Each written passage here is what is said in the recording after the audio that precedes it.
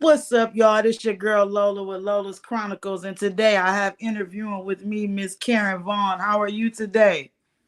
Hello, I'm good. I'm good. I'm good. It's a beautiful Sunday morning. It's sunny here. I'm in Florida, so Okay. I know you're in Michigan, right? Michigan? Yes, Yeah. it's an okay kind of day right now. Feel Yeah, like a yeah, fall yeah. day, but it's okay. It's nice Yeah. for the most part. Yeah, I was there 2 years ago. I was in Southfield. Oh, okay. Yeah, I worked at the hospital, Detroit Medical Center for a while. So I was there about maybe 2, 3 months Uh huh. in Detroit. Yeah. Okay. Yeah, I'm here in Grand Rapids, so Oh, okay. yeah. All right. All right. That's good. So tell me a little bit about yourself. Okay. Well, my name is Karen Vaughn, and my background. Let me just tell you a little bit. My background is of Caribbean heritage, but I grew up between New York and Florida, and spent most of my life in Florida because my mom she was a nurse in New York. She didn't want to, she didn't like the cold weather anymore. So she just got tired of it. One, winter, she fell down, on the ice in the snow. And she said, you know what? I'm getting out of here. And she moved to, somebody told her about Florida. We didn't have no family in Florida, but Mhm. she moved to Florida. And then so I had to come with her because I have an older sister. I was the younger one. So I came with her to Florida. So I basically grew up here in South Florida. Okay. So that's my story. But the reason I wrote this book, because I'm in the medical field as well. I started out really in marketing because that's my major. That's what I went to school for. I went to business school and I did marketing. And I was working with one of the cruise lines. Um, I don't know if you know if you're familiar with Carnival Cruise Yeah. Line. Yeah, I started out working with them, and I was working not with actually Carnival. I was working with one of their sister ships. It's called Seabourn Cruise Lines. They were like little yachts, and what happened is they moved to California. So I started out working there, but then when the company relocated, because I was still going to school at that time, I decided to go back to school and do something in the medical field. Of course, my mother, being that she was a nurse, she kind of was pushing me towards doing that. And so that's what I did. I went back and started doing like the scans, like the CT scans and Okay. all Yeah. stuff like that. So that's what I did. And so that's what I had been doing for the last like 10 years. Um, and right before COVID hit, I had started writing my book before, but then when COVID hit, I was traveling. That's why I told you I was in Detroit because I was in California. I worked at Alameda Hospital there. Then I was in Virginia for a while. I worked with Chesapeake Medical. Then I went over to Detroit. They sent me to Detroit, worked at Detroit Medical Center for a couple months. And then I came back to Florida. And, when I came back, I said, you know what? I really didn't want to travel no more because you like living out of a suitcase Yeah. basically. So I said, you know what? And this was right before COVID hit too. I said I decided to do something where I could, not have to travel, work from home and stuff like that. So I started doing pharmaceutical Okay. sales where I talk to doctors and so that's what I decided to do. So that's what I've been doing for the past 2 years now, or 3 years since COVID hit. But when COVID hit and everything was shut down, you know, there was no everybody was home basically. So I said, you know what, let me finish up this book because with everything that was going on, we were seeing everything play out on TV. It was just a lot of people were getting depressed basically, Yeah. a lot of depression. People was a lot of us were stuck at home, even women like me. I'm not married, but I know some of my friends that were married, or they had kids. They were home with their, maybe stuck at home with maybe a significant other, and they were being depressed because they had the kids there. crying, and they had, they just didn't know what to do. Yeah, So right, a we lot totally. of, yeah, Yeah, yeah, that was and a hectic time right there, being it stuck in that. was. So you know what? I said, let me finish up my book, which is what I did. I finished up my book during that time. And that's when I said, you know what, I need to finish this book because I think this book will inspire a lot of these women. I know it's called The Essence of a Woman, but it's not just for women. Men can read it too, because it's, for me, it was inspirational, because it kind of helped me to overcome. The book is really about how you overcome obstacles, or hardships in your life, which makes us all stronger. Once we kind of know that, we all go through. I'm sure there's nobody out there that has never gone through some kind of dark period in their life, or some kind of obstacle or hardship in their life, but it's how you come out of it, how you overcome that, that's the most important thing. And so I figured, a lot of women around that time, especially single women, because I've been through that too.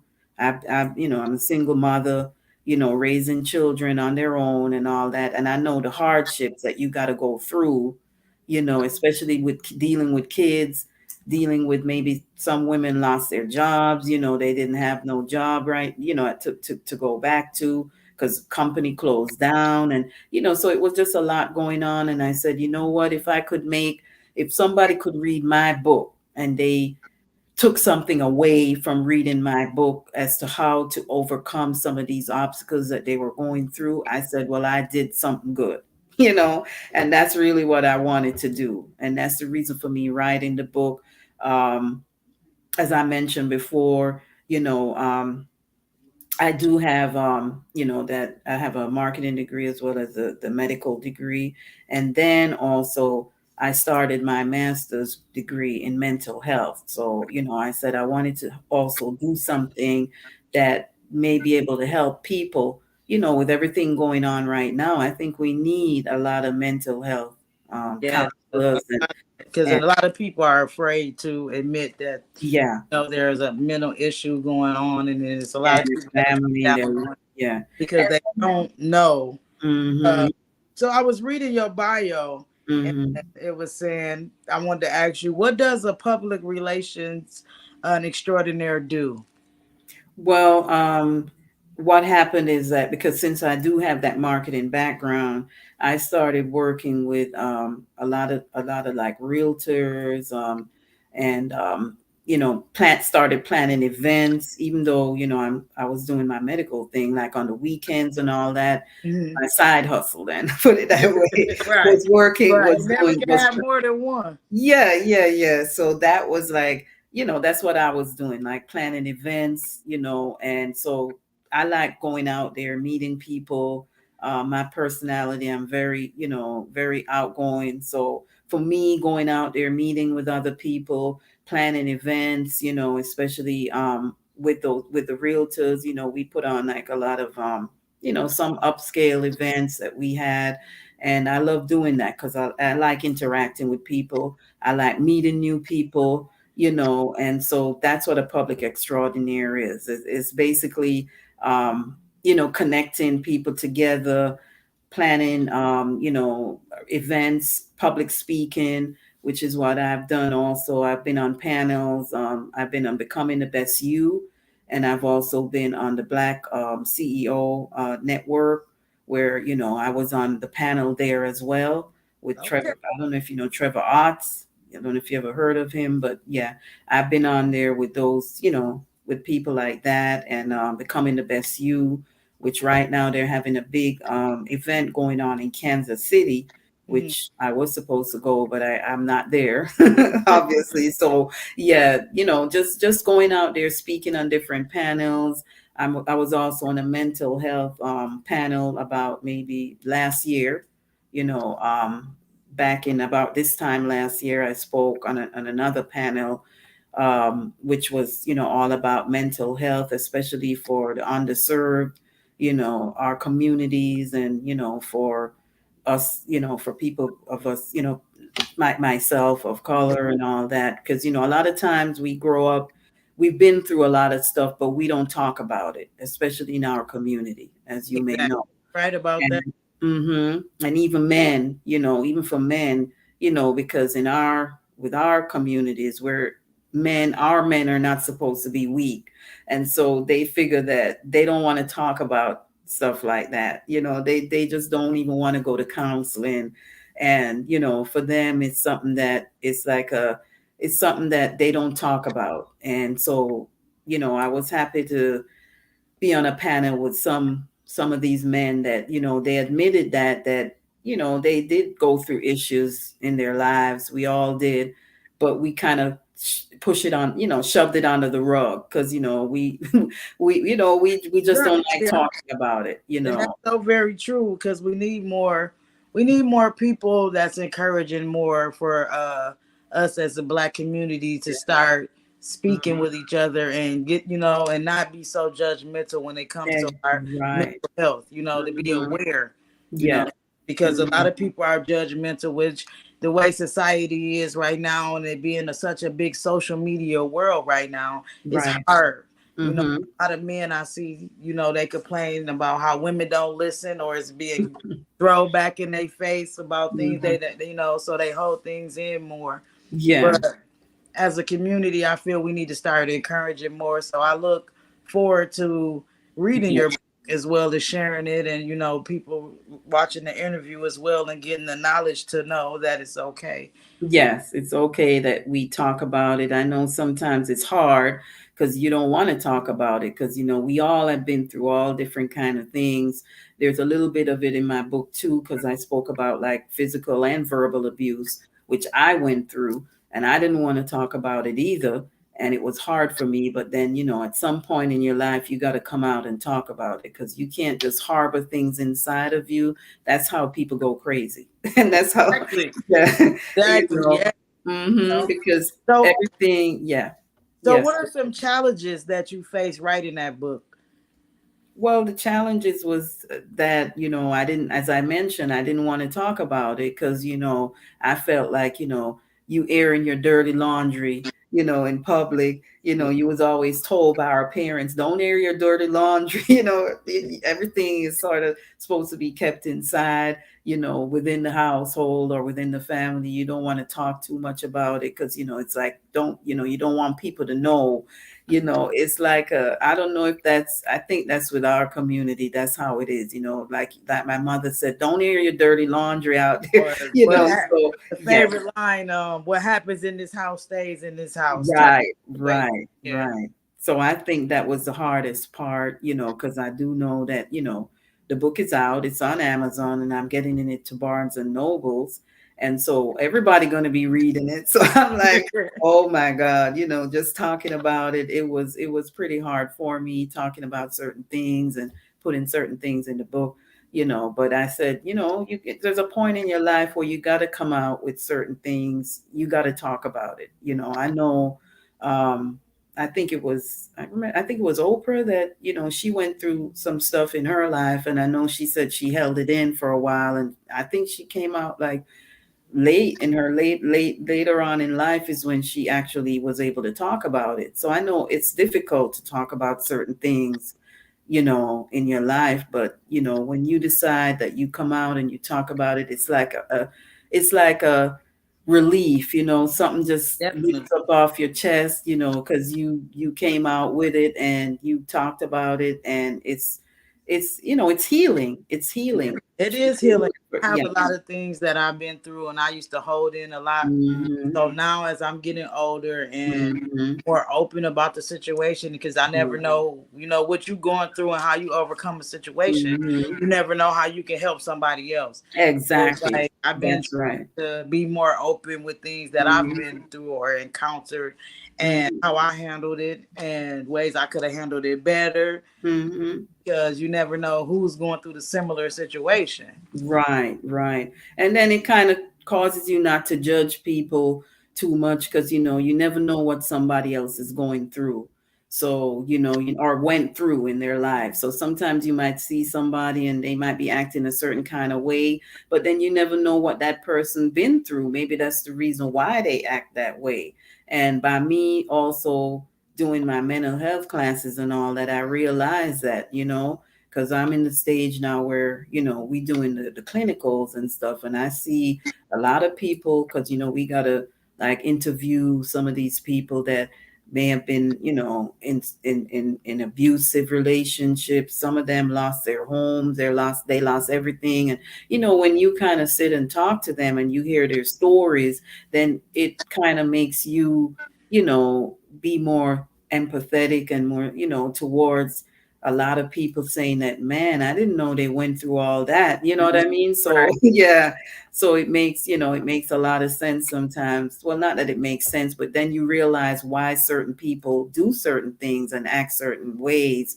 It's not because, they just want to be that way, but, it's because of what they've been through, And so, I kind of have a more, because of the fact that I'm seeing all these people and, I'm in that realm right now. I kind of have more empathy now towards sometimes people, because a lot of times you'd be like, oh man, that, they this and they that, And how we find out judge you people. find out the backstory, then you feel bad Right. because you really never know what a person is You going never through. know.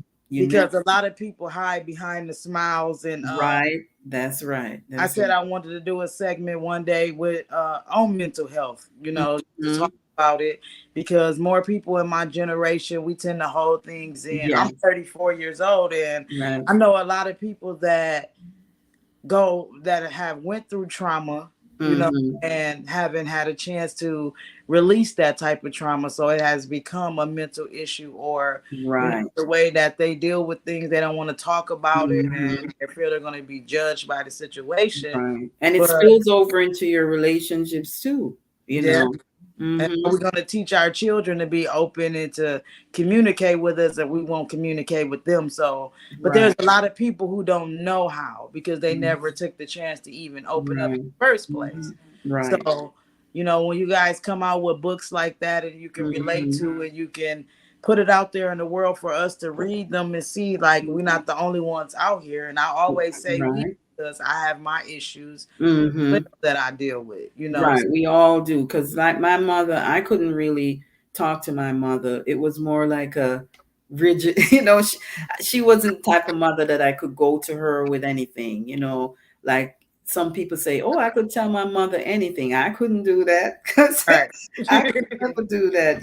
My mother used to be, she'd have a switch behind the door if you came home a certain time, all that kind of stuff. So it wasn't like an open relationship like that for me to talk to my mother. It might be different for other people, but for me, that's not how it was. And I always wish that I had that kind of relationship to talk to my mother, but it is what it is. So you can't really change that. But at least I had friends around that I could speak with. And then I had my sister, my sister's my older sister. So at least I had somebody that I could sort of Yeah, speak that's to, so a because lot of times, that helps too, because I know a lot of us sometimes we can't even talk to our parents or to our mother.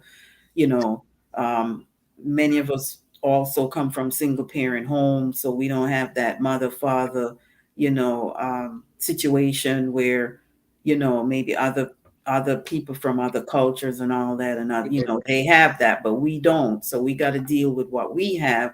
And that causes a lot of issues too, especially for the men. I do understand, a lot of men, like I told you on that panel, they were saying they were brought up with single mothers, and being a man and you are brought up with a mother, you never had that father figure in your life. I understand, a lot of times what they're trying to say, because not having a father figure and being a man, a woman can teach you so much and know more. They really can't be a father. You can't be a father to a son. You know what I mean? You right. could be a Yeah. mother and you could teach them all and everything, but they do need sometime a father figure or a male figure to sort of teach them. And maybe that's how a lot of them too don't know how to. That's why relationships are the way they are sometimes, especially within the Black community. Because they never really had that. They don't know how to really treat a Right. woman. because you really don't know. Because I grew up the opposite way. My So, dad was around and my mom wasn't. So right. So, I grew up mhm. the opposite way, and there was a lot of things that he couldn't teach me and show Right. That you me. right. And I Mhm. had mother figures, but it was like I didn't Yeah. have my actual mother. So Yeah. Your biological mother. Yeah. Yeah. I can relate to a lot of Relate to that. like, Yeah. yeah. Yeah. I also was reading in your bio. Mhm. You said you are finally stepping into something you always wanted to do, and that was become a public speaker. So, what Yeah. made you want to become a public speaker? Well, because as I mentioned before, I did marketing. That was my first love or first choice, was being in that realm or that field, marketing, public speaking. But then, as I said, once the company left, or company relocated, my mother kind of pushed me into the medical thing. So the medical thing really wasn't, it's not my first love or my first preference. That wasn't my first love or my first preference. My first preference is being out there, being in the public eye, speaking, talking to people, interacting with people, because of my personality. That's how I Right. am. So every time I go somewhere, I'm always meeting different people. I'm always making connections. I'm always, out there, with the community, because I work sometimes with my city where I live. I'm doing community events with them. Doing events with them and stuff like that. So I really feel that that's my calling, and that's the reason why I said, this is, I'm stepping into who I'm supposed to be now, because being on all these different panels, talking with people, meeting different people, and just the interaction, knowing that, there's so much out there that I could do as well, because I am planning on writing a second book, which it's in Mhm. the process right now. And I haven't actually chosen my title yet, but I know it's going to have something to do with, like, mind, body, spirit, something like that. So I do know, that's my next book coming out, and I'm hoping to finish it by the end of the year, because now everything is back. We all working, we all doing Yeah, different things. right. But yeah, That's a good start though, because it yeah, takes a lot of courage to mm-hmm, use your story, yeah, for somebody else's stepping stone. You know, yes, and it's crazy because a lot of people don't understand that when you're writing those type of books. Because I mm-hmm, wrote a chapter in some anthologies, and yeah, based off my story, that is opening wounds that you have called yourself closed. yeah, yeah, We're taking the time to share some things that we probably tried to shut out. you know, right, and we're opening up to the world to let them know a little more intellectual things about us that people wouldn't even know. So exactly, that's yes, a lot of courage, and I just want to mm-hmm, pat you on your back for that, yeah. because it's But not mhm. sharing your story, Yeah, but especially I when realized by doing that, it's kind of a healing process too, and that's what, because I spoke to a couple counselors too, and all that kind of stuff, and they say, by you coming out and telling your story, and you are helping others, like you had said before, you will be able, because there might be somebody going through the same thing you went through, but they scared to talk about it, or they scared to come out. So by you sharing your story, you're opening up, the doors for other people to come out and start, and maybe being more authentic and coming out and sharing their story. So you're not only healing yourself too, because as you mentioned, there's a lot of stuff that maybe you had closed up, but by talking about it or coming out and sharing it with others, it's a healing process too for yeah, you. it And is. that's what she told me, and so that also encouraged me to finish my book. Because some of it that you let out, I feel it's a healing process, because some things that you do let out in these self-help books Mm-hmm. are things you haven't told anybody. Exactly. So when you write these self-help books for other people and you're sharing your experiences, and some of these experiences probably have never been talked about before, That's right. so it do become a healing process for Mhm. you. And you're on the journey with the book, you know what I'm saying? Right. Release Right. a lot of that. So if you have people that's watching right now that are Mhm. shy and dealing with some mental issues, what are some advice that you can give right now? Well, I would tell them, never give up. Just keep pushing, keep going. Just remember that, you have your faith, because, of course, I relied on my faith as well. I was brought up in the church myself, so I kind of rely a lot on my faith. Whatever your faith is, everybody has a different, whatever your faith is, just remember to just rely on that. Um, Remember that there is a higher being out there, Okay. and um, we can always, because I know I can always go to my God, and I don't have nobody else. He's going to be there for me. And so he was my rock, and I still, I pray every night. And of course, I read my Bible. So I always, I seek the word whenever I'm going through any kind of struggles or anything like that. I know I have my faith to fall back on. So as long as you have your faith, and you have, like, always have somebody there that you could talk to as well, somebody that you could trust. It could be a friend, could be a man or a woman, but somebody that you can talk to and rely on, and you could, say some of your, you might not want to tell them your deepest, darkest secrets, but if you do have somebody like that, that's a good person to have around, and as long as you know that you can overcome everything, anything, you just got to be strong.